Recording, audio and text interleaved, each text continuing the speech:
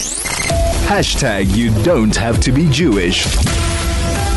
Musk offers Starlink internet for a recognized aid organization in Gaza. So it's a very, very difficult one because we don't really know what is legitimate in Gaza or not, do we? We certainly know that the Gaza so-called health ministry is just a mouthpiece for Hamas, has lied consistently, and we also know that the United Nations have had their offices and positions right alongside rocket launchers. So I'm not sure what can be relied upon or not, but we wanted to understand a little bit more about what this means. Mike Ben Avi is a former Israeli police and IDF member. He's a researcher of counter-terrorism. A very, very good morning to you. Thanks for joining us again. How are you doing? Good morning, Howard. Thanks for having me again. I'm doing great. Thank you for asking. So this is a very difficult one because it's all very well. We talk about maybe allowing aid into Gaza for non-terror use for civilians, talking about Elon Musk's Starlink, but the reality is, how do we actually know who is going to have access to what? Well, Howard, when it comes to the internet and Elon Musk Starlink satellite system, I'm going to have to pour a lot of chilled water on this whole issue. Okay. Look, I'm going to tell you, the people of central and northern Gaza actually have internet now.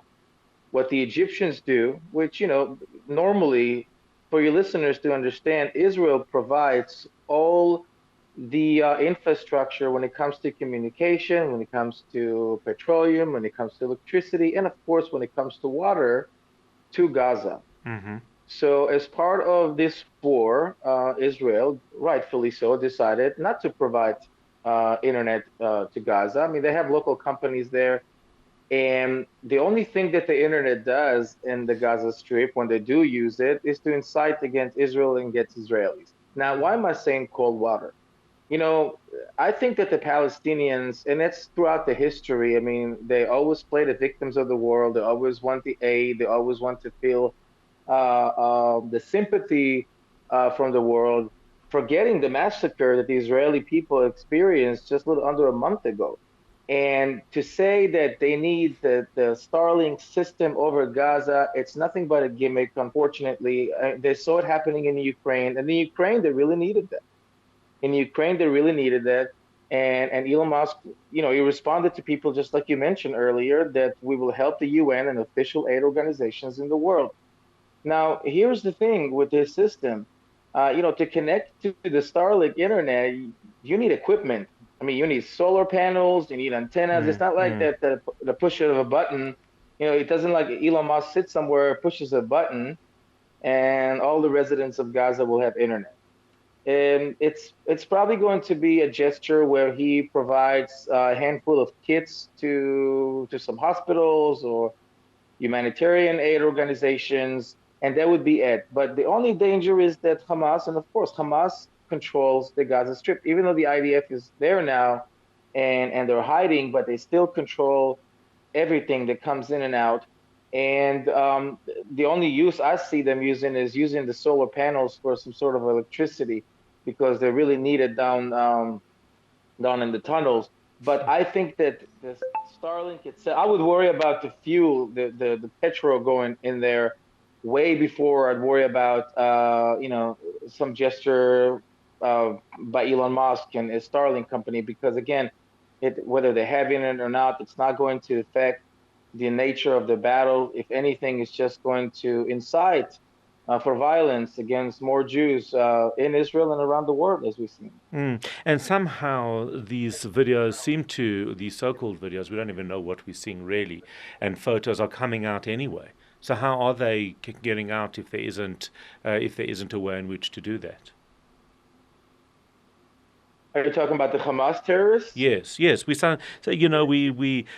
seeing these images. We see this actor in Gaza who I've been following. I can't remember his name, but he's appearing in every form possible. He's dead. He's alive. He's a radiologist. He's a UN spokesperson. He's everywhere. But somehow those videos are coming through. How are they coming through at this stage? I mean, the videos that I told you, they have internet.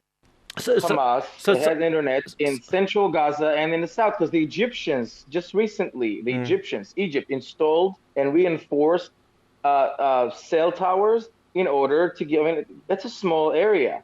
I mean, you can cover the whole Gaza with a so couple of then what is the towers, and discussion? they're having. What is the Mhm. is it attention seeking? Is it what is the discussion? Exactly that. It's an attention seeking. It's them trying to show the world that they're experiencing such a humanitarian crisis and they need the internet. I mean, the only thing, like I said, they do with the internet is to incite. It's Mm, to, mm. they had an industry, we call it Hollywood in Israel Yes, because exactly. Mm.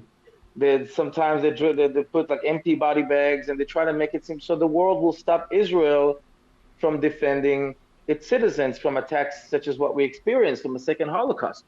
Now, again, they have internet. I mean, videos come out daily, and Hamas is not even using internet. I mean, Hamas is using old school primitive radios, and some of them are satellite radios, but they do it because they take care of themselves. The people of Gaza, if they want internet, they do what the IDF asked them to do days ago, which is to evacuate the north in order for them not to be hurt and to go south where they can have field hospitals, food, water, anything that a human being needs.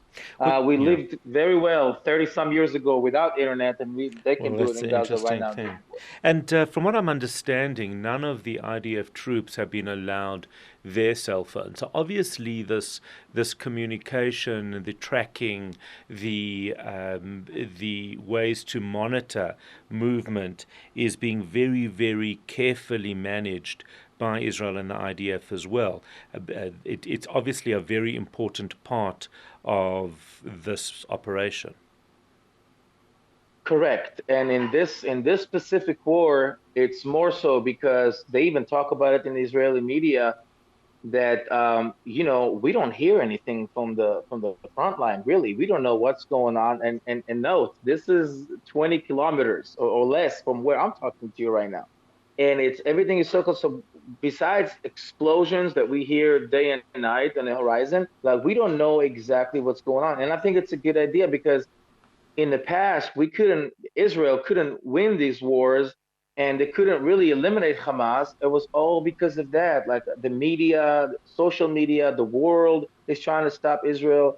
But I think now Israel knows that it's in a war, in the middle of a full-scale war, and they have a mission to destroy Hamas, and I don't think anybody will stop them on the way to that mission. Yeah, and actually, But I must mention, if yes, you permit, with your permission, Howard, I sure, must mention one more thing sure. that a lot of you listeners will never hear in the mainstream media.